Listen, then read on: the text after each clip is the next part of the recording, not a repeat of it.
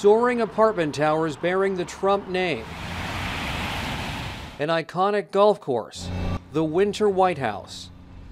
Throughout South Florida, the threat from rising seas is growing, and for President Trump, the United States will cease all implementation of the non-binding Paris Accord.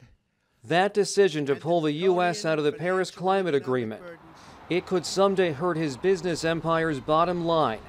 The president's properties are, depending on the elevation and the proximity to the coastline, are at the same risk as other properties that are located in those places. During storms, South Florida streets flood. They even flood when there's no rain, during king tides, unusually high tides. The president's properties here are in low-lying areas. Mar-a-Lago, his mansion and private club, sits on a barrier island. To the east is the Atlantic Ocean. To the west, the Intracoastal Waterway. If seas this century rise 2 to 3 feet as federal and regional scientists predict, seawater would flood Mar-a-Lago's western lawns. A 6-foot rise could put it underwater.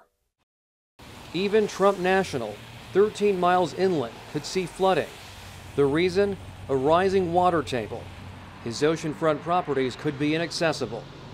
I would tell him the same thing I tell people in South Florida. Everybody needs to figure out their personal adaptation journey and make personal decisions about their home and their business the same way we're making decisions about our city and our city streets. Despite the scientific consensus the world is warming and seas are rising, the president several times has called global warming a hoax. The White House isn't saying if he believes that, but there is serious concern. In worst-case predictions, more than 900,000 homes in Florida could be underwater by 2100.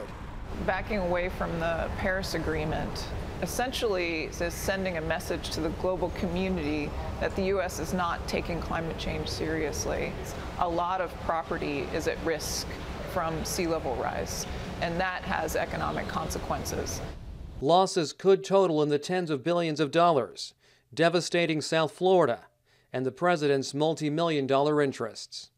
Alex Sands, The Associated Press, Miami.